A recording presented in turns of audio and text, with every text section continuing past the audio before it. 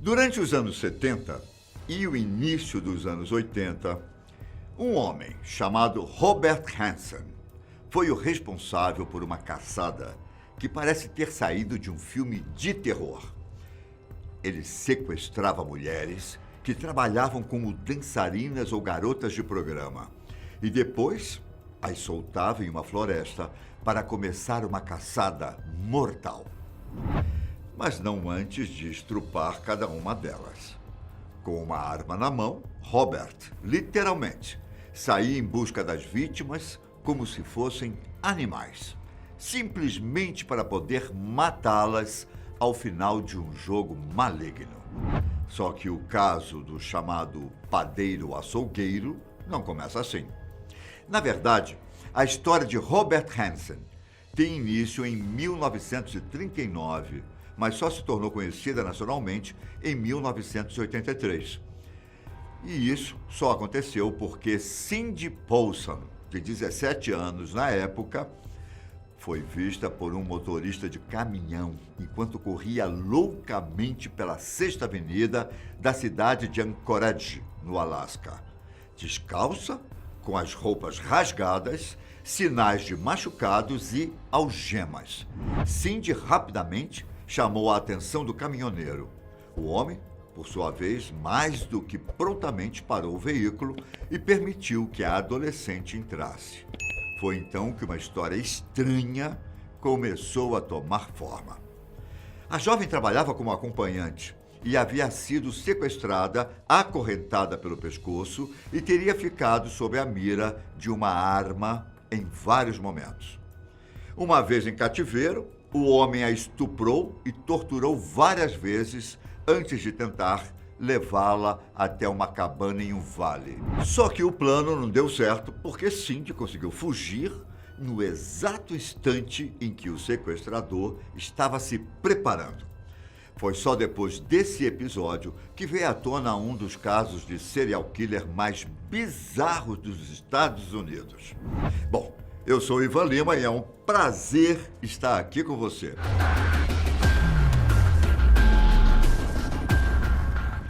Veja bem, algo tão parecido com roteiros de cinema, essa história, que até se tornou o tema do filme Sangue no Gelo. Isso, aliás, olha aí, a dica de filme para o final de semana você já tem, mas falta a resposta para uma pergunta muito importante no meio de toda essa história. Como esse homem se tornou um criminoso tão cruel?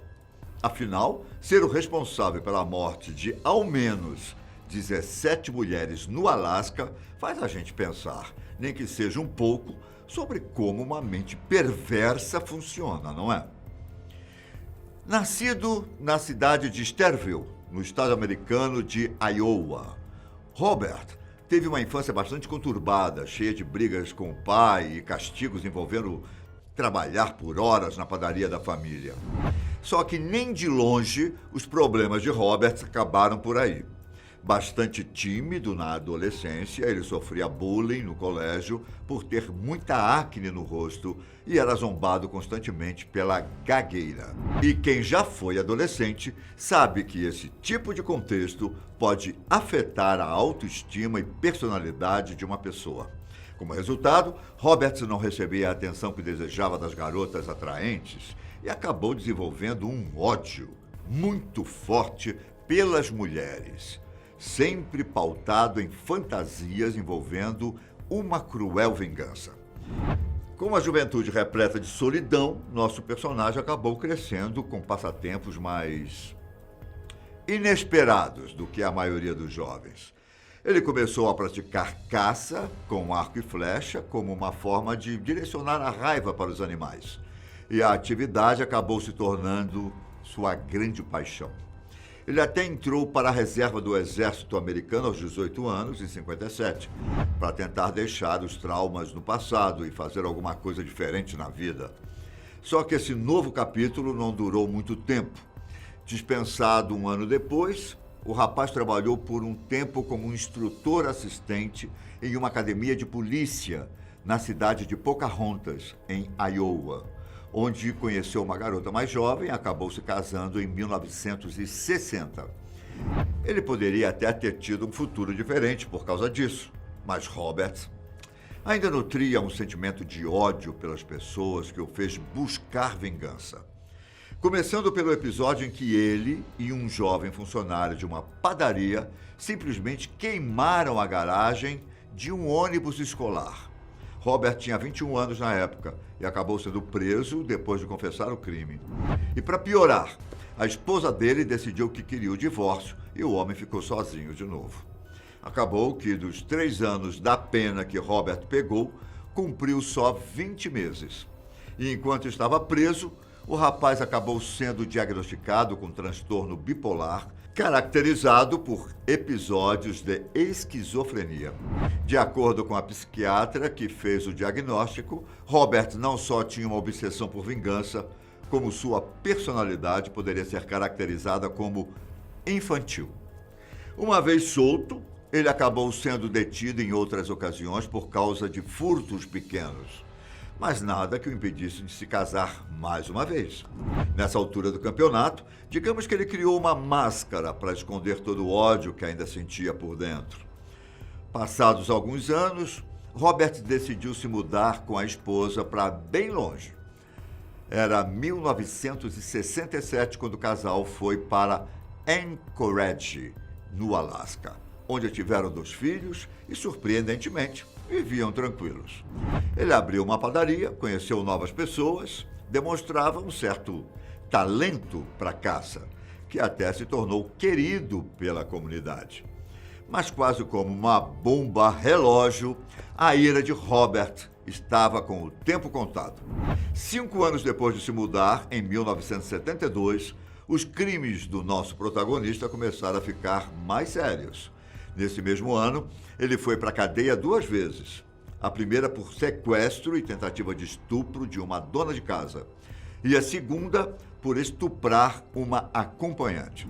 Acabou que a acusação de estupro por parte da garota de programa foi retirada e Robert cumpriu 6 meses dos 5 anos de prisão que havia sido condenado. Ele ainda entrou para um programa de trabalho prisional e foi liberado para ficar em casa de recuperação para pessoas com antecedentes criminais.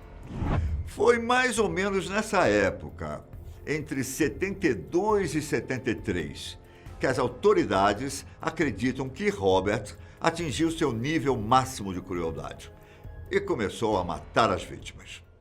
Crimes que, basicamente, envolviam o mesmo modus operandi. Ele buscava uma garota de programa com seu carro, a obrigava, sob a mira de uma arma, a ir até a sua cabana e cometia o estupro. Caso as vítimas não lutassem, ele simplesmente as levava de volta para a cidade sob ameaça. Agora, se as mulheres decidissem não cooperar, só então que Robert as levava para uma área isolada e as caçava como se fossem animais. O comum era que ele atirasse nas moças ou as esfaqueasse até a morte. Os detalhes sobre o que aconteceu entre 1976 e 1983 são poucos, mas asseguro dizer que os assassinatos continuaram durante todos esses anos. Ele até chegou a ser preso de novo em 76, depois de roubar uma motosserra, mas acabou sendo liberado em pouco tempo e continuou os crimes até o início dos anos 80. E é aqui que nós chegamos à fuga da adolescente Cindy Paulson. Robert até tentou persegui-la, mas o motorista do caminhão foi mais rápido com o resgate. E assim que a polícia conversou com a garota, se tornou evidente quem era o responsável pelo sequestro e estupro. A jovem não só fez uma descrição detalhada de Robert, com destaque para a gagueira. E por mais que as pistas levassem a apenas uma pessoa, as autoridades ficaram com o pé atrás na hora de prender Robert, já que, mesmo tendo sido preso outras vezes, o rótulo que ele havia construído o colocava como uma pessoa querida pelos vizinhos. Só que não foi isso que o livrou da prisão. Além de dizer que a história era outra, que a jovem tinha armado a situação para extorquí-lo, um amigo de Robert forneceu um forte álibi que o deixou livre. Ainda assim, não demoraria muito para que o cerco se fechasse. Com o surgimento de cadáveres e as denúncias sobre o desaparecimento de várias garotas de programa, as autoridades do Alasca perceberam que aquele era um caso de serial killer. Robert voltou a ser suspeito quando 2 corpos foram encontrados em um vale, próximo de cartuchos de munição 223. Mas não bastava apenas um indício. Onde estavam as provas? À medida que mais dados surgiam, casos antigos vieram à tona por causa das semelhanças. E veja só, algumas das vítimas de anos anteriores tinham sido assassinadas por um rifle de calibre 223. E muitas eram justamente garotas de programa. Foi então que o FBI entrou no jogo e um perfil do assassino começou a ser traçado. Chegou-se à conclusão que o criminoso teria que ser um caçador experiente, com autoestima baixa e um possível histórico de rejeição por parte de mulheres. É claro, provavelmente tinha gagueira. Com isso, no papel, não havia mais como fugir.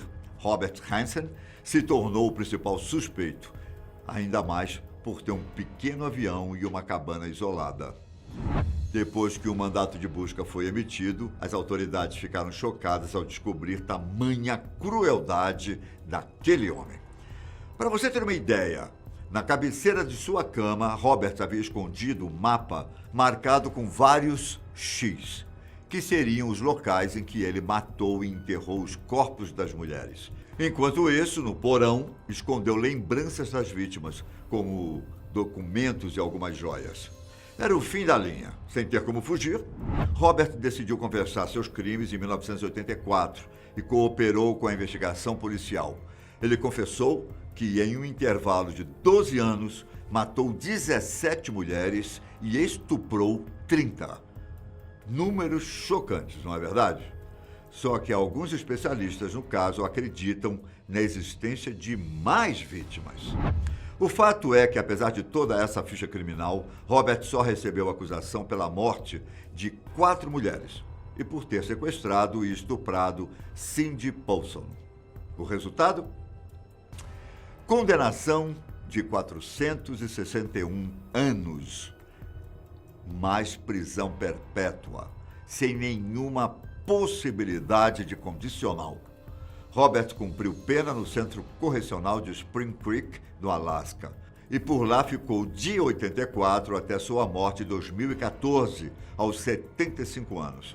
Vale lembrar que, embora ele tenha cooperado com a polícia para localizar os corpos das mulheres, o paradeiro de 5 desses cadáveres acabou indo para o túmulo com Robert.